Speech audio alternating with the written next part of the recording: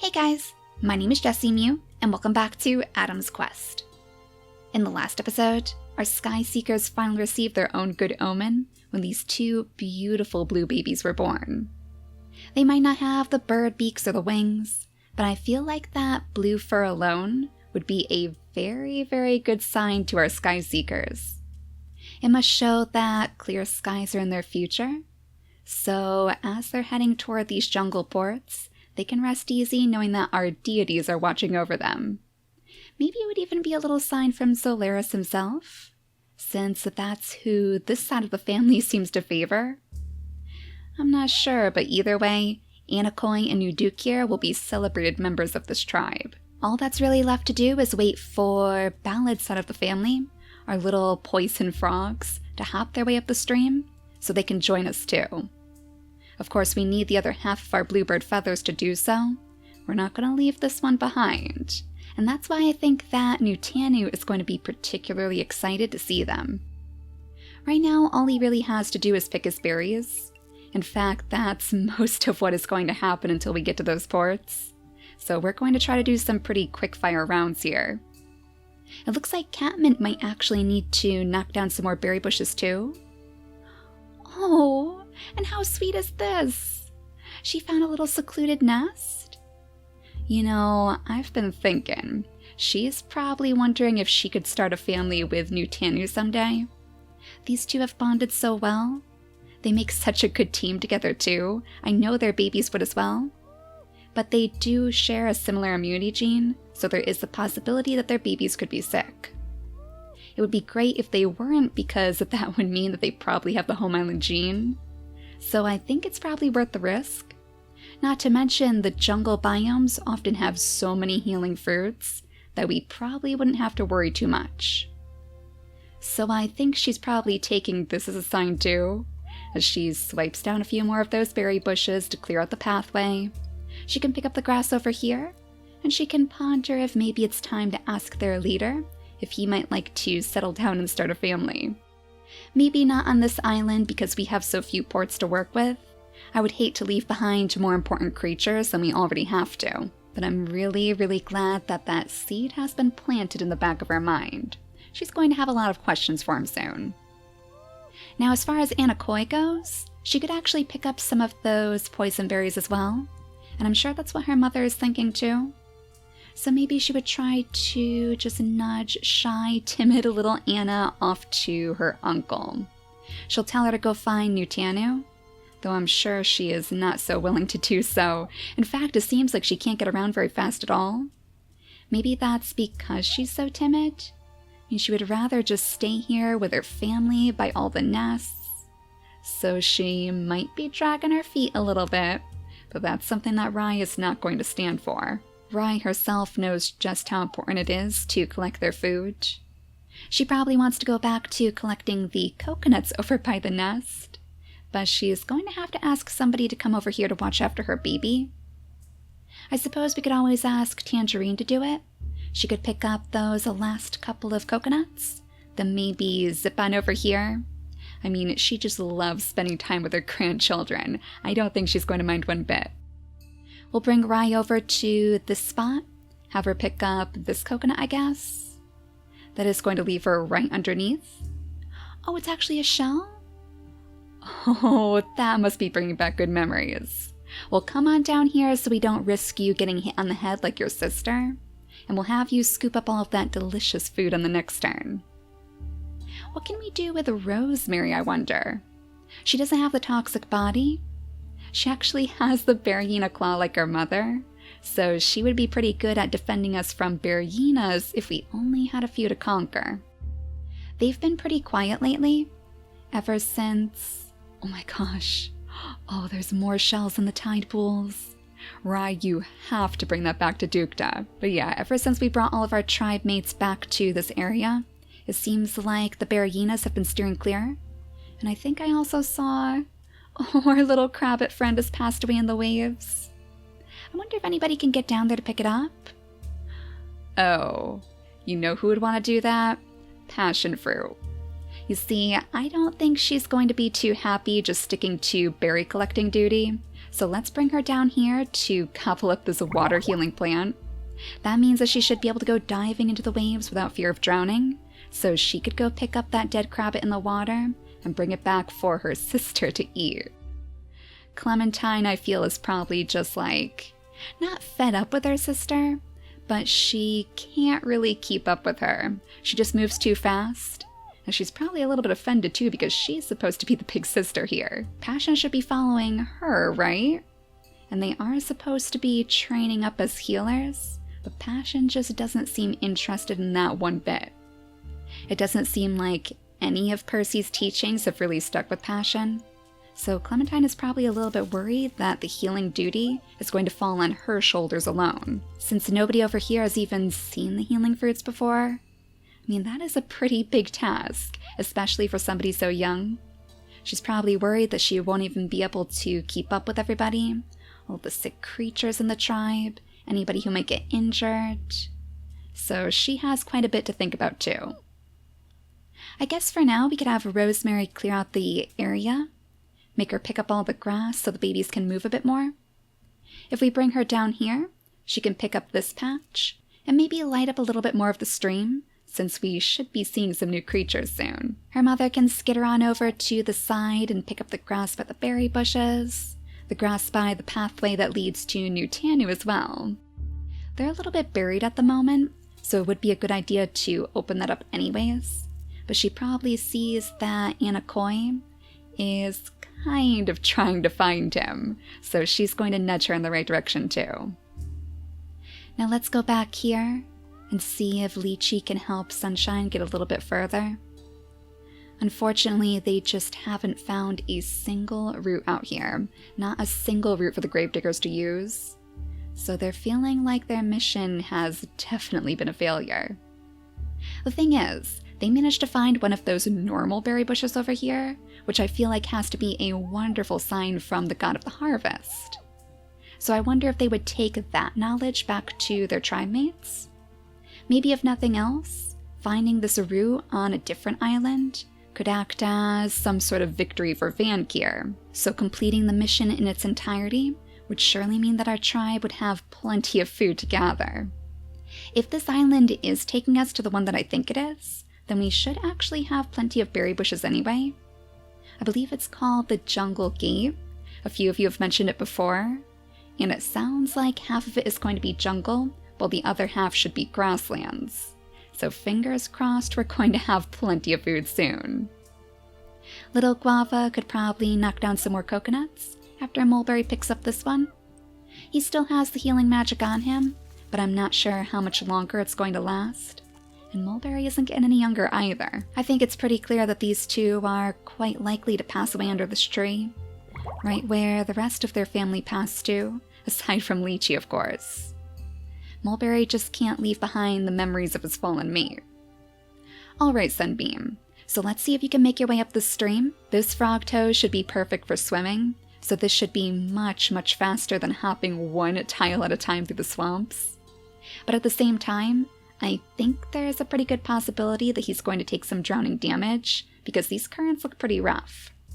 So that's why we're using all of his turns. Let's see if he's going to be okay. Ooh, he managed to keep his head above the waves, and he even found some little fish too. Well, I feel like you might want to leave them, because we should probably bring you up to this tile first. Oh no! He took the drowning damage there. Oh, you poor thing. Those fish distracted you, didn't they? He probably lost track of what he was doing. Well, don't worry, because your brothers are coming to the rescue. Oh, and I also just noticed that you are seriously close to Catmint. You could probably see her nest from right here. Very, very interesting. Maybe she'll pull you out. She could actually heal you because she does have the purse now.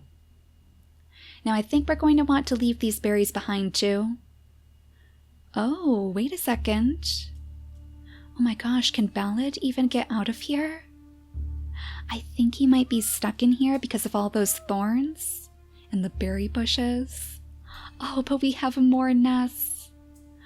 Oh, if only Carol knew about this. This is literally the perfect spot to build a little nursery. You have so much food, you have protection in the thorns.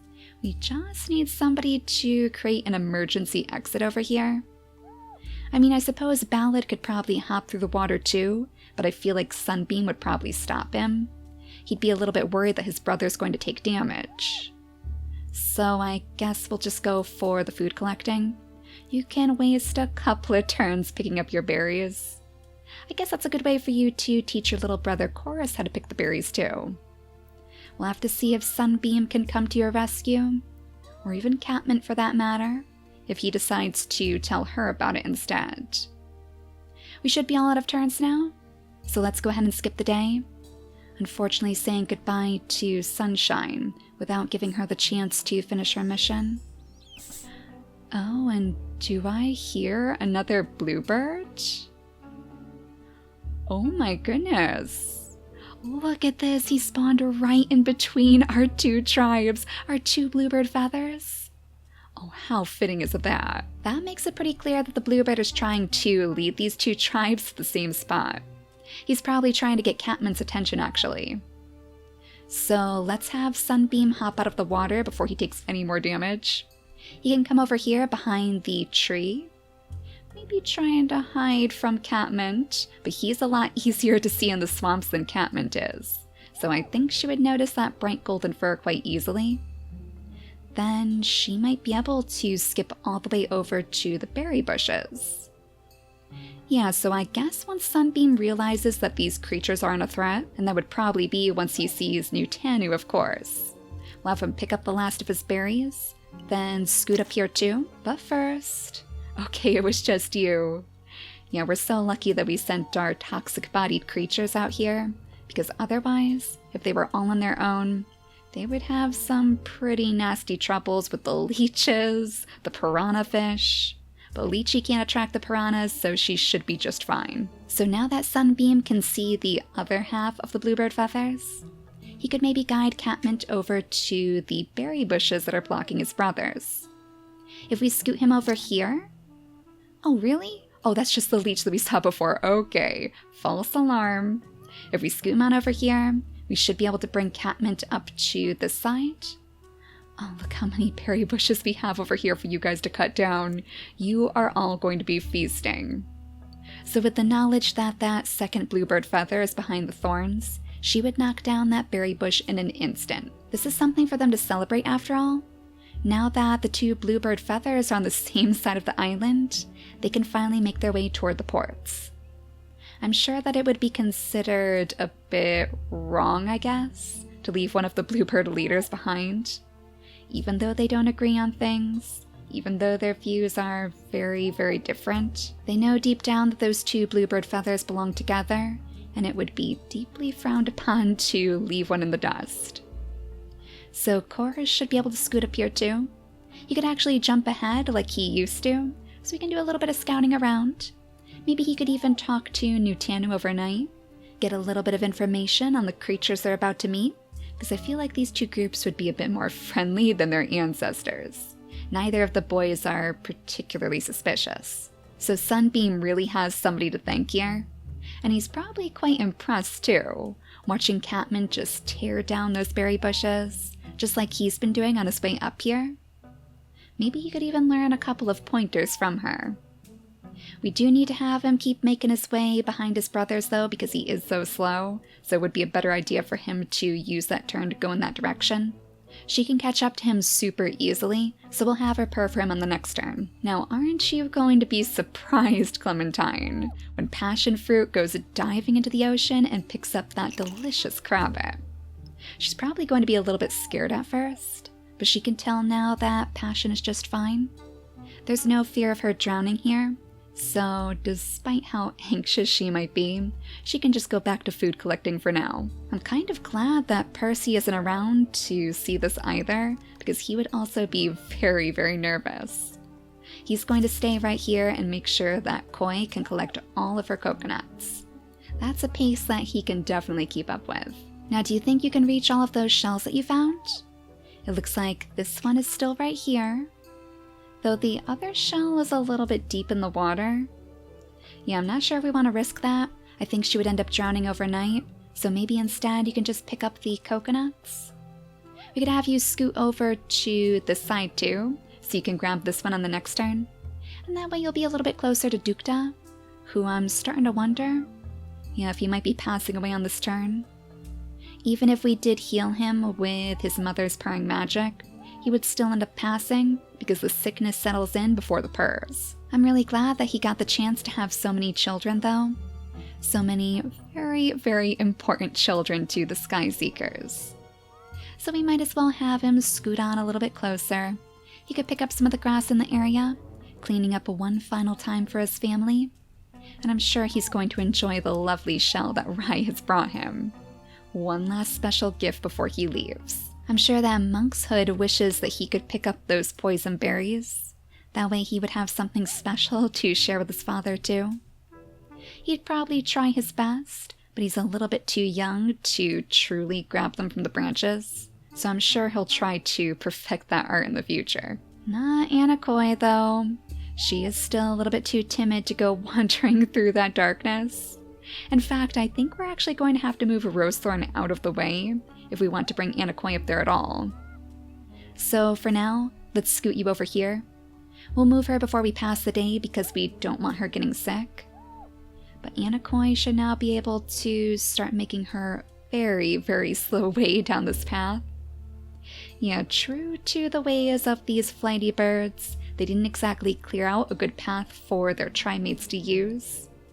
That's one of the things that always annoyed Ballad's side of the family, so we'll see if that irritation starts to grow again. I've got to admit though, the food situation is looking very, very much brighter, so I think all of our babies are doing a pretty good job collecting. Actually, Monk's Hood is probably a little bit worried that Anakoi is going to settle down right here and take his berries, so maybe he would try to shoo her away. We'll have him sit next to her. That way Rosethorn can find some other coconuts to gather. Maybe if we bring her over to this tree, she could find something on the next turn. We'll have her clear out all of the spaces. That way we can see every last tile around this tree. Likewise, I guess Rosemary could help us out too. She only has 2 turns, so this does mean that she'll be settling underneath this tree. But let's have her jump in and use her big Berahina claw to smack down some more of those coconuts. Oh, that actually wasn't too many. Only 1 Rosemary.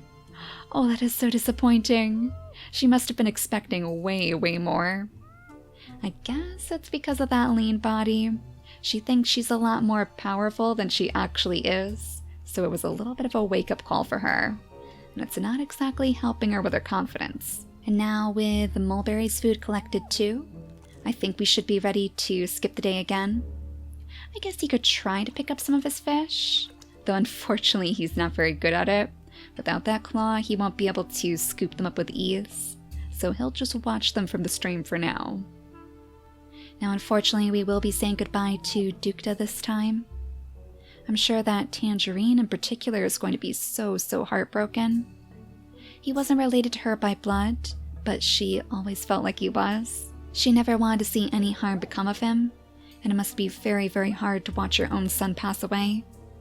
She only has 1 day remaining too, so it's almost as if she just can't go on anymore. She misses her son far too much. New Duke here will try his best to cheer up his grandmother though. I feel like he would be kind of like his sister's opposite. He would be a little bit more mischievous, he would be a little bit more playful, and a little bit more willing to go exploring, especially because he has, well, 1 point in attack thanks to that crown of ram horns. So he feels like he could take on the world because he knows that he has the Goddess of War's blessing. So I guess he could come over here and pick up these flowers for her. I'm sure that she would appreciate that. And then in return, she'll try her best to purr for him. That way if he does get into any trouble out there, if he does run into any dangers, he should be okay. He has his grandmother's purring magic. I think we might want Clementine to try to knock down some more coconuts. Or for that matter, let's have Rosethorn do it. She can come over here, hit the tree with her Berahina claw. Yeah, look at that. She has a little bit more experience than her daughter, so she definitely has more food to share. Was that you again, Alici? Let's cross our fingers that it was.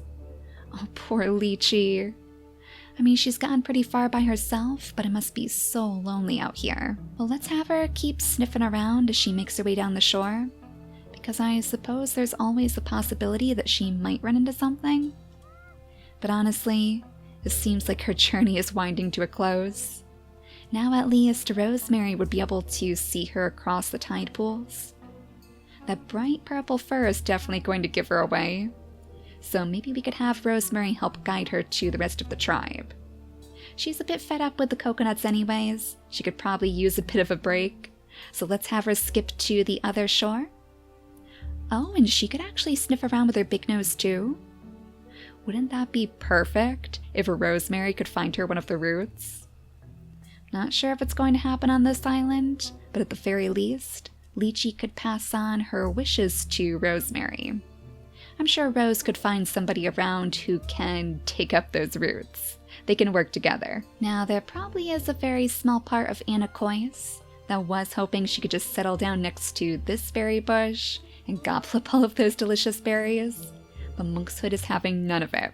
He is going to scoop up every last one before she can get her greedy paws on it. So that means, Anna, you're gonna have to go tiptoeing your way through the swamplands. We can bring her up to this one. The very same one that her leader used to pick from, in fact, her Uncle Nutanu. Maybe that scent would even still linger and help put her mind at ease. But I think it'll be even more interesting to see what these frog brothers think of her. I mean, she looks so much like their mother did. She's just missing the stripes. The stripes are very important, but I'm sure that somebody like Sunbeam could probably appreciate the fact that she still is helping out without the stripes. In fact, I wonder if he might resent the fact that he's missing the stripes too. His mother always wished that he had them. He probably would have taken the Bluebird feather if he did. He still supports his brother, of course, but it's probably not the easiest thing for him to come to terms with. I think we might actually have him slide down this waterfall though. It would probably be so much faster.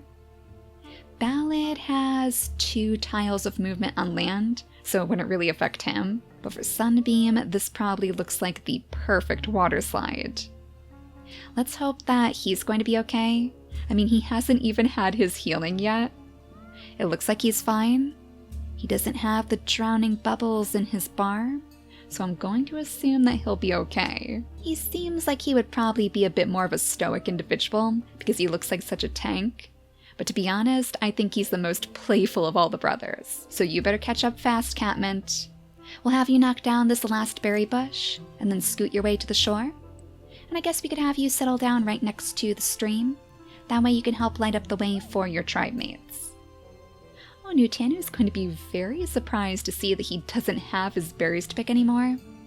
I mean, I guess he has a couple. He could pick up that one extra as a nice snack, and he can offer it up to their new friends. These two, though, I think they're starting to realize why their family was a little bit annoyed with all of the grass that they leave in their path. Like, maybe it's time for Ballad to scoot his way down here and try to clear out some sort of way for his brothers to get by. He's probably particularly worried about Sunbeam in the water because he knows how hard it is for him to get around. Oh, look at this. Our little green babies can chat it up overnight. Monkshood is probably just as suspicious of the stranger as he was of his own half-sister. You just keep moving, buddy. Don't you dare touch my berries. I think we're almost out of turns now. We'll just go ahead and have Mulberry pick his lonely coconuts. Yeah, they're really starting to run out of options here. Maybe it's time for him to purr for Guava too. It's really not going to do much, but he would cling to whatever days he can still have with the sun. And Passion, meanwhile, since she does still have that water-breathing plant on her, we don't want to waste it. Let's have her see if she can find anything else down here, aside from more water-breathing fruits at least. Yeah, looks like the oceans are quite bare. Oh, and look at this! Oh, the little root respawned again. Oh my gosh, I completely missed that. I wonder if a Rosemary could lead Lychee there in time? I guess we'll have to see. We'll have to wait until the next episode, and hopefully Lychee can at least set Sunshine's remains to rest. Then she's going to have to send the rest of that mission from Vankir onto the next island. So let's go ahead and skip the day one last time, just to make sure that no dangers are going to come barreling out. Rosemary! Oh no. Oh, the Bereginas have found you. And honestly, it must be because you look so much like a Beregina yourself. I feel like this is history repeating itself yet again. The Beregina is just looking for her baby, but she's not going to find it here. Hopefully Sunbeam is going to be able to swoop in time. He might be slow, but this Beregina is by the water, so it could be the perfect way for him to show his true strength. But for now, thank you all so much for watching, and I'll see you all next time. Bye guys!